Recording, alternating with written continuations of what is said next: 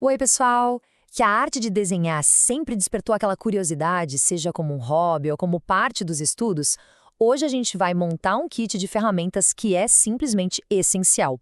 Vamos juntos explorar as técnicas fundamentais que todo artista precisa conhecer para conseguir transformar o que vê em algo poderoso e único no papel. E vamos começar com tudo. Dê uma olhada nessa imagem, que é bem impactante.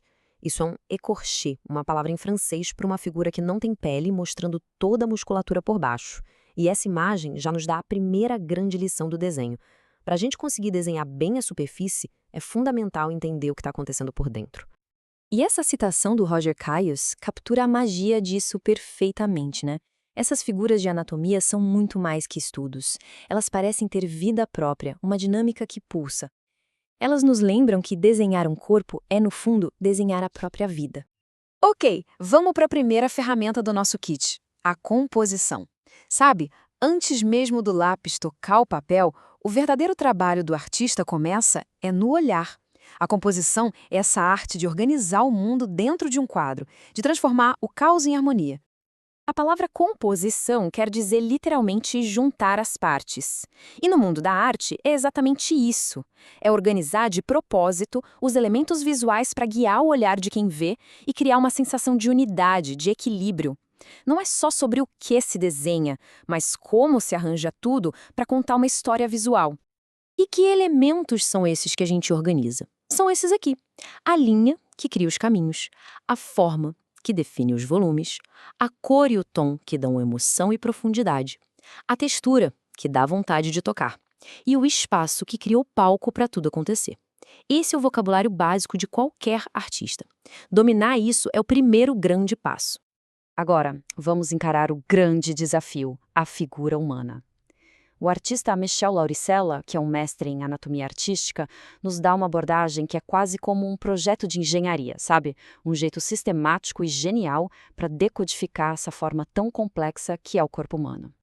Olha só o que é genial nesse método do Lauricella. A recomendação dele é: comece pelo geral, não pelo detalhe. Primeiro, capture a silhueta, a forma mais simples da pose, como a gente vê aqui na esquerda. Só depois de ter essa forma bem definida é que se mergulha nos detalhes da anatomia, como na figura da direita. Isso evita que a gente se perca nos detalhes e garante que a figura tenha uma base sólida.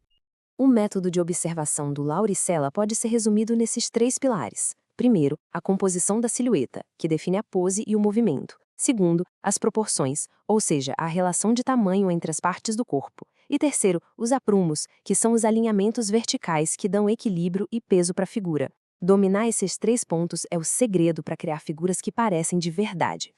Vamos falar um pouco mais sobre proporções. É muito importante entender que os cânones de proporção não são leis rígidas que não podem ser quebradas. Pense neles mais como mapas, guias super úteis que nos dão um ponto de partida. Eles nos ajudam a observar e a valorizar o que cada modelo tem de único. Agora, uma dica de ouro que vai mudar o jeito de desenhar rostos. Em uma cabeça, os olhos geralmente ficam bem no meio, na metade da altura total. É uma regra simples, mas que já estrutura todo o rosto e ajuda a evitar aquele erro comum de colocar os olhos muito para cima. Experimenta para ver a diferença que faz. E as mãos, hein? O pesadelo de muitos desenhistas. Mas olha essa dica que simplifica tudo.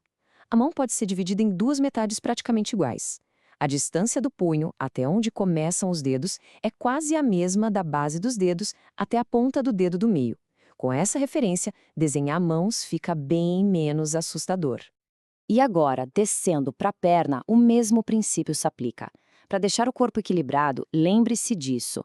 A articulação do joelho fica mais ou menos na metade do caminho entre o quadril e o chão.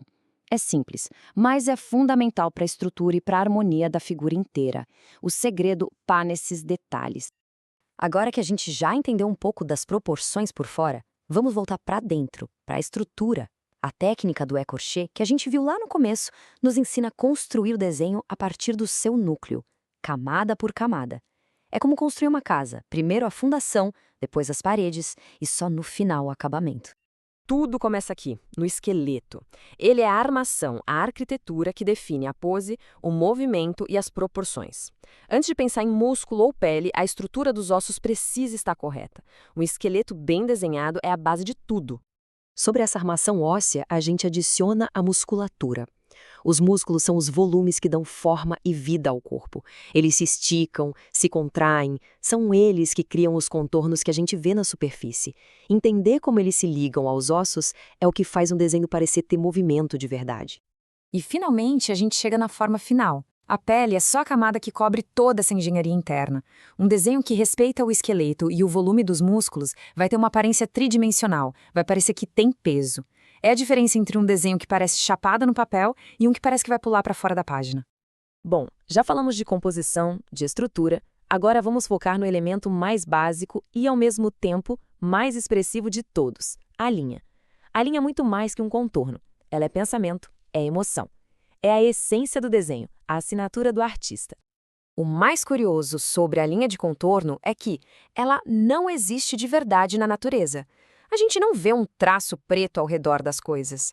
A linha é uma convenção, uma invenção da nossa mente para traduzir um mundo de 3 dimensões para uma folha de papel. É a nossa forma de interpretar e recriar o mundo. E essa citação do artista William Kentridge é simplesmente perfeita. Desenhar não é só copiar o que se vê, é um processo de descoberta. Cada linha que a gente faz é uma decisão, uma pergunta, um teste de uma ideia. É o nosso pensamento se tornando visível, em câmera lenta. Então, para a gente resumir, aqui está o nosso kit de ferramentas completo. Primeiro, a composição, para a gente ver o quadro geral. Segundo, a estrutura, construindo sempre de dentro para fora. Terceiro, a proporção, usando os guias para medir e comparar. E por último, a expressão, deixando a linha pensar, descobrir e contar a história dela. No final das contas, o que importa lembrar é que não existe uma resposta certa no desenho. O valor de verdade está na jornada, na exploração.